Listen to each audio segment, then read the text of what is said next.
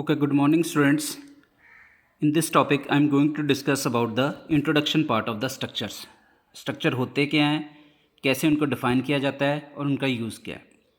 So, what is structure? Structure is a collection of heterogeneous data elements that collectively represent a single entity. हमने array की definition में यहाँ पे word use करते हैं homogeneous.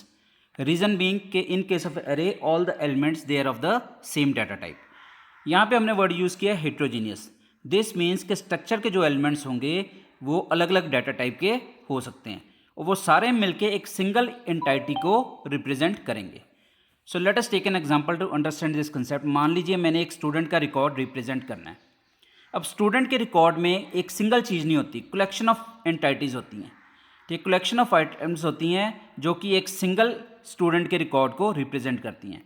Example, मान लीजिए स्टूडेंट के रिकॉर्ड में एक तो नाम होगा, नेम, उसकी डाटा टाइप स्ट्रिंग होगी, रोल नंबर, उसकी data type integer, percentage float data type, gender character data type and then class string data type. अब ये पांचों की पांचों चीज़ें मिलके एक सिंगल स्टूडेंट का रिकॉर्ड रिप्रेजेंट करेंगे. So in order to store data of this type, that means in order to store data of record type, this is a record, we need structures.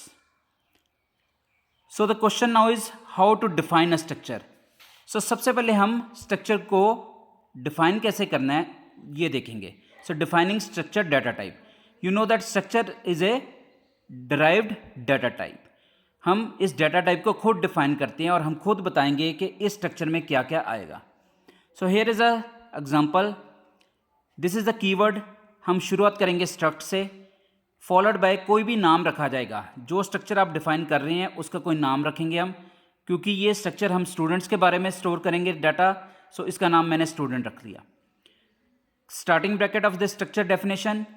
Then जितनी भी items आपने इस structure में डालनी है, all of them one by one. So we have included this 5 items: name, roll number, percentage, gender and class. Name क्योंकि string data type है, so character name 30.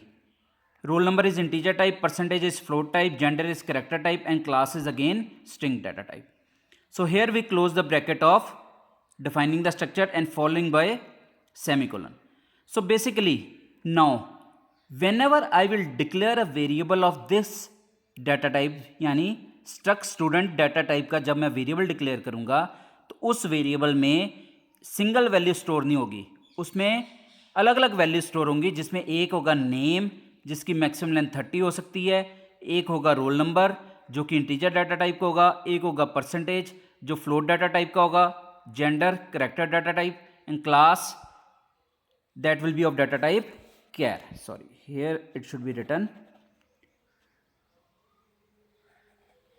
कैर.